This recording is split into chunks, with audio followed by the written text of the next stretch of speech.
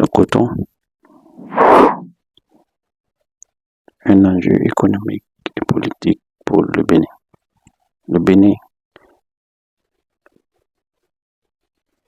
un des premiers producteurs de coton d'Afrique, se lance dans une ambitieuse transformation de sa filière textile, de la culture de l'or blanc à la confection des vêtements made in Bénin.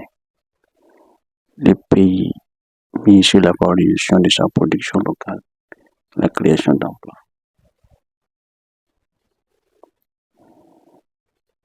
Dans cette vidéo, nous allons explorer comment le Bénin, sous le président Patrice Talon, a mis une révolution industrielle des textiles en marche.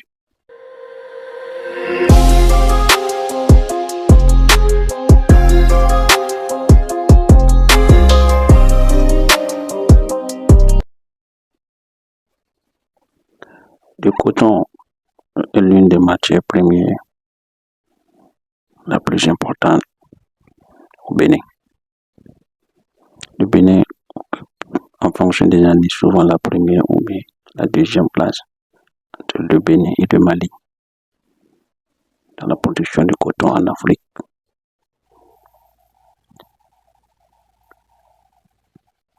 Le Bénin parie sur la transformation locale de son coton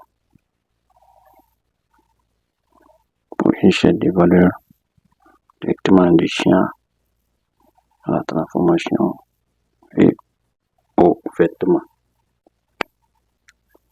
Au Bénin, le coton est bien plus qu'une matière première, c'est un symbole surnommé l'or blanc.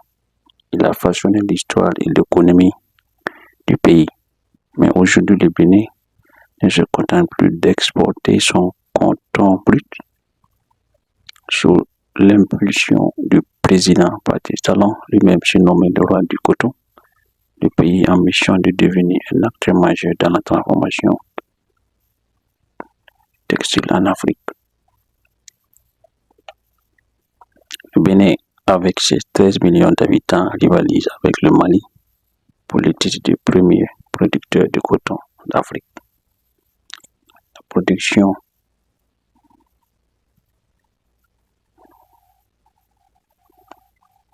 pour la campagne de l'année dernière, 2025, a atteint plus de 800 000 tonnes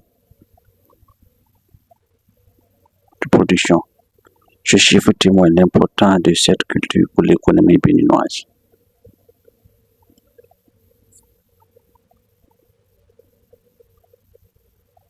Pour atteindre ces objectifs, le Bénin mise sur la zone industrielle de Glodiabé, GDZ,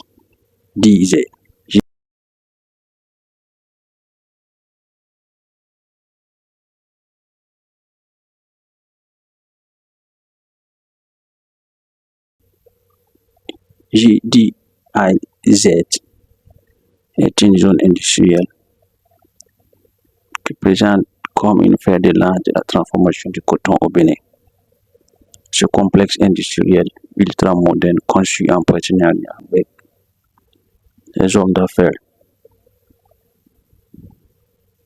et le gouvernement regroupe toutes les étapes de la transformation du coton: filature, tissage, teinture, tricolage et confection.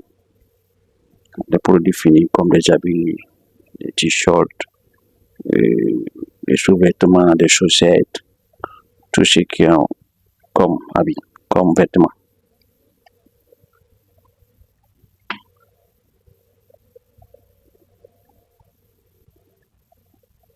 La zone industrielle a été mise en place dans les années 2020-2021.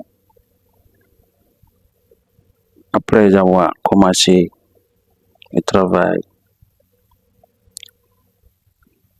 beaucoup de produits finis sont sortis de cette zone industrielle, a été exporté vers les pays européens, américains et asiatique. Des exemples. En mai 2024, la JDIZ, la zone industrielle, a exporté ses premiers vêtements pour la marque française Kiabi, soit environ 90 000 pièces, avec des marques aussi comme Polo, HSN Polo des États-Unis, avec plus de 100 000 pièces, et d'autres marques européennes et américaines aussi.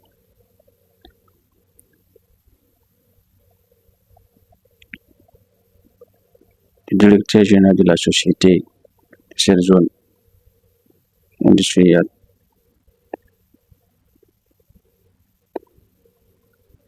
dit que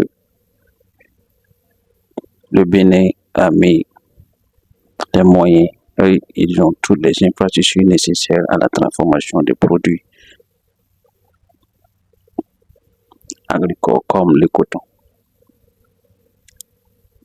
La zone travaille avec plusieurs marques étrangères comme US Polo, HSN, Children Palace, Kiabi. Aujourd'hui, dans cette zone industrielle, ils transforment plus de 50 000 tonnes de coton par an et produisent environ plus de 8 à 12 millions de pièces de vêtements chaque année, a indiqué le directeur général de la zone industrielle spécialisée dans la transformation du coton.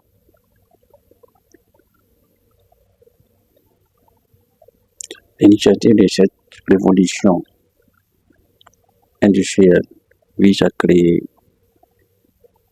400 000 emplois d'ici 2030, dont jusqu'à 250 000 seront dans les filiales de tissage, la fabrication des vêtements et les autres emplois seront des emplois indirects.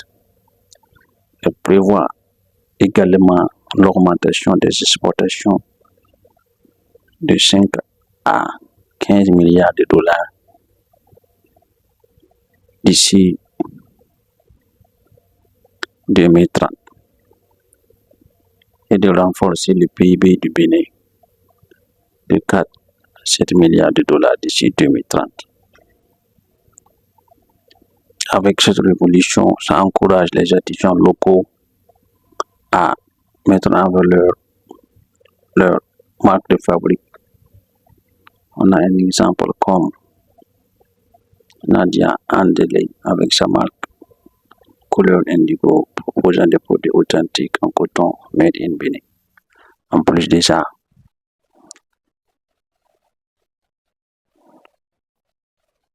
cette zone industrielle crée beaucoup d'emplois pour les Béninois. C'est vraiment une évolution. La vision du président Baptiste Talon est vraiment à féliciter. Comme vous voyez, je vous mets quelques clips de la zone industrielle. Vraiment, c'est de haut niveau, c'est des normes internationales. On se croirait en Chine ou bien Bangladesh dans des grandes zones de fabrication de vêtements. Donc, voilà, c'était juste ça concernant la révolution industrielle, transformation du coton au Bénin. Merci, bye. Au micro, c'était votre frère